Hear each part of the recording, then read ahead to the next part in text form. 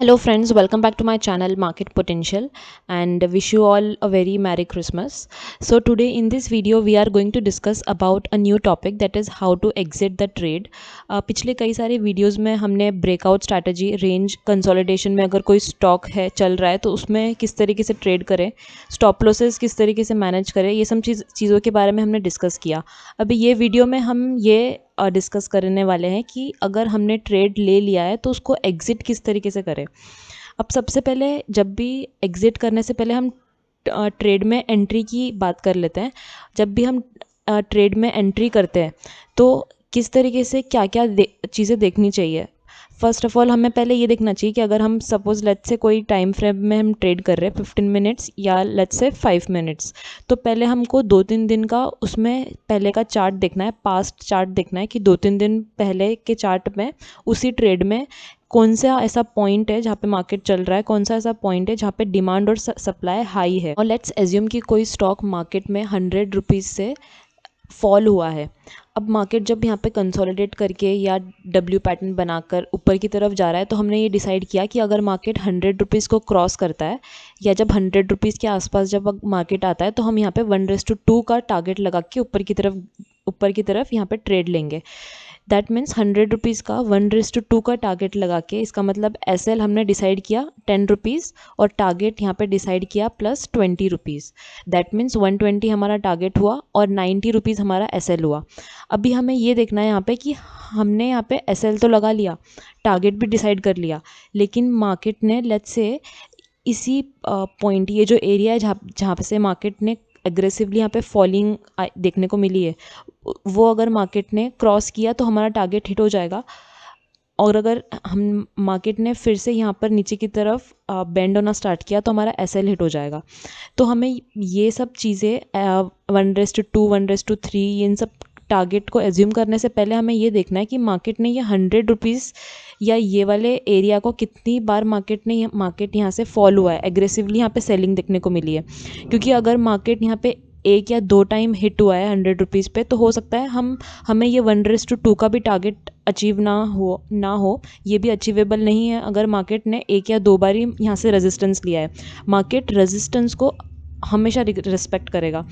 Let's say अभी 100 rupees पे market ने मल्टीपल टाइम यहाँ पे हिट करने के बाद मार्केट नीचे की तरफ आया और फिर कंसोलिडेशन करके मार्केट ऊपर की तरफ गया, तो प्रोबेबिलिटी ज़्यादा है कि मार्केट इसको ब्रेक करे. क्योंकि 1 बार, 2 बार, 3 बार और 4 बार, 4 टाइम्स मार्केट ने यही 100 रुपीज़ के लेवल को यहाँ पे हिट किया है, नीचे गया, फिर कंसोलिडेशन किया, यहाँ पे भी काफ़ी टाइम स्पेंड किया, फिर मार्केट ऊपर की तरफ गया. तो हमें 1:2 के इंस्टेड हम और भी ज़्यादा टारगेट यहाँ पे अचीव कर सकते हैं. तो अभी सेकंड पॉइंट इज, अभी लेट्स से हमने मार्केट जो है अप ट्रेंड में है, हमने यहाँ पे डब्ल्यू पैटर्न देख के ये जो सेकंड बाइंग आई है ये देख के हमने यहाँ पे ट्रेड किया, एसएल हमने रखा प्रीवियस स्विंग का. अभी लेट्स से मार्केट ने काफ़ी अच्छी रैली दी, ऊपर की तरफ मार्केट ट्रेड हुआ.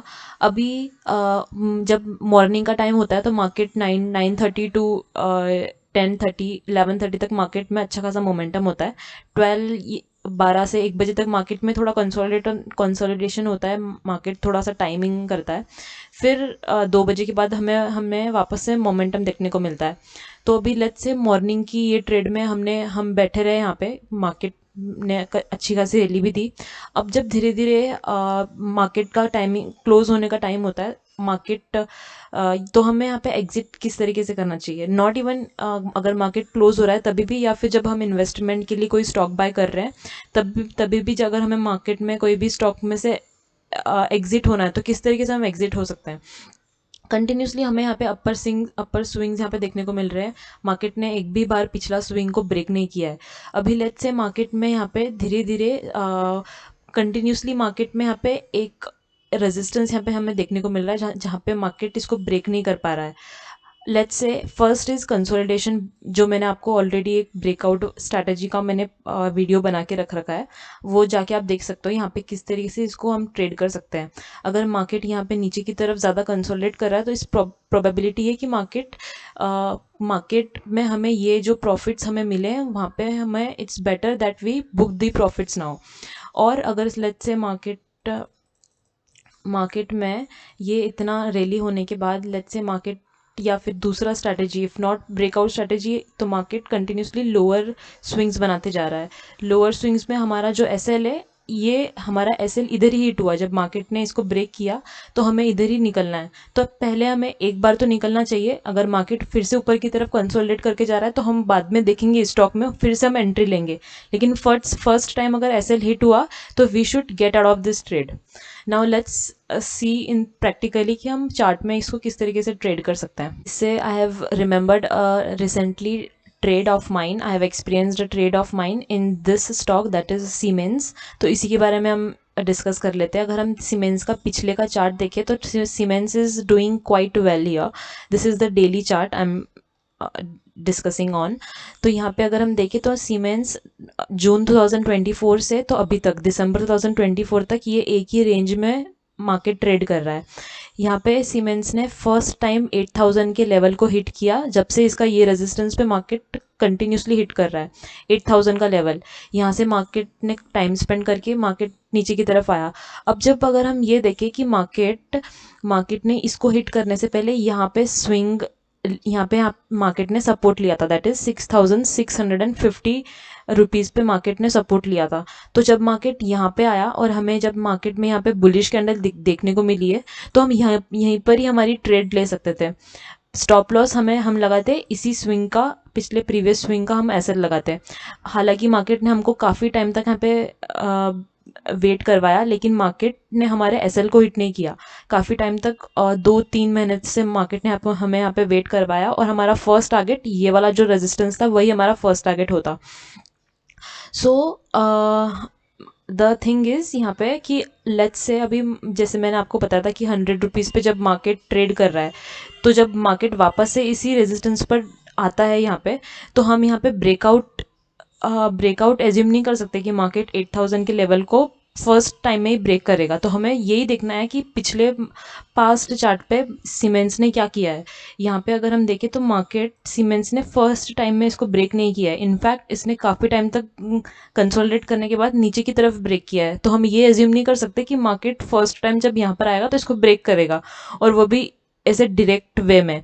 तो द थिंग इज़ हम यहाँ पे सेलिंग का ज़्यादा सोचेंगे रेदर देन बाइंग, क्योंकि यहाँ पे एक ये ऐसे एरिया है, 8000 राउंड लेवल भी है, और 8000 ऐसा एरिया है जहाँ पे मार्केट ने काफ़ी कंसोलिडेट करने के बाद एग्रेसिव सेलिंग हमें यहाँ पे देखने को मिली थी।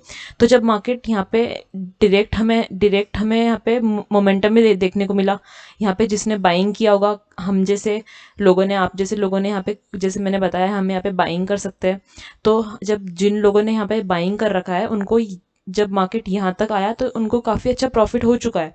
तो वो ये जो सेलिंग पॉइंट है इसको देखने के बाद ये अपना प्रॉफिट्स बुक करना स्टार्ट करेंगे, रेदर देन ये सोचेंगे कि हम यहाँ से सीमेंस और ऊपर की तरफ जाएगा। तो जब सेलर्स ने, यहाँ पे सेलर्स तो ऑलरेडी थे, प्लस जो buyers who converted into sellers, वो भी यहाँ पे अपना प्रॉफिट बुक करने का देखेंगे। तो हमें यहाँ पे सेलिंग का सोचना है रेदर देन बाइंग। तो ये हमें देखना है कि पिछला जो चार्ट है स्टॉक का, उसने यहाँ पे क्या किया है। हम पहले यहाँ पे अब ज़्यादा डिमांड आई है या फिर इसी स्टॉक के प्राइस पे ज़्यादा सेलिंग आई है, सप्लाई ज़्यादा है कि डिमांड ज़्यादा है, वो हमें देखना है। तो इसी पॉइंट पे ज़्यादा सप्लाई ज़्यादा है, यहाँ पे सेलर ज़्यादा है, यहाँ पे डिमांड स्टॉक की इधर थी जब मार्केट नीचे की तरफ था। तो जब भी मार्केट में इतनी बड़ी यहाँ पे कंटिन्यूसली रेड कैंडल देखने को मिली, फिर ये एक इनसाइड कैंडल देखने को मिली। इस पर भी मैं एक वीडियो बना दूंगी, इनसाइड कैंडल क्या होती है, तो हम और हमारी ट्रेडिंग एनहेंस कर सकती है ये चीज़। तो जब मार्केट ने नीचे की तरफ ये रेड कैंडल बनाई, फिर ये ग्रीन कैंडल बनाई, उसके बाद मार्केट ने ये स्विंग को ब्रेक किया, तो कंटिन्यूसली एग्रेसिव सेलिंग, डाउनफॉल हमें यहाँ पे देखने को मिला। अगेन ये फर्स्ट टाइम हिट हुआ, ये सेकंड टाइम हिट हुआ, third time again same thing. This is the easiest strategy. अगर हमें कंटिन्यूसली ऐसे पॉइंट पे रेजिस्टेंस देखने को मिल रहा है तो we can think of selling rather than thinking of buying here. यहाँ पे देखो कंटिन्यूसली अभी लास्ट फिर प्रीवियस वर्किंग डे पे सीमेंस 10-11% के आसपास यहाँ पे फॉल हुआ था। अभी अगर हम यहाँ पे देखें तो मार्केट ने इसको काफ़ी टाइम तक हिट किया है, एक ही सपोर्ट को 1 बार, 2 बार, 3 बार, 4 बार, 5 बार, 6 बार, और 7th टाइम को मार्केट यहाँ पे हिट कर रहा है। तब हो सकता है कि मार्केट इसको नीचे की तरफ ब्रेक डाउन दे। अगर इसको ऊपर की तरफ जाना है तो मार्केट इसको काफ़ी टाइम तक कंसोलिडेट करेगा। फिर ये कंसोलिडेशन किस एरिया में किस डायरेक्शन में ब्रेक होगा वो वी हैव टू सी, और उसी डायरेक्शन में then we have to move, because trend is our friend of course. So this is how actually the system works. अभी भी we need to learn, और the coming days हमें और ज़्यादा सीखना है कि किस तरीके से जितना ज़्यादा चार्ट देखेंगे उतना ज़्यादा हमें समझेगा, चीज़ें समझ में आएगी. So do like and share, subscribe. Thank you so much guys.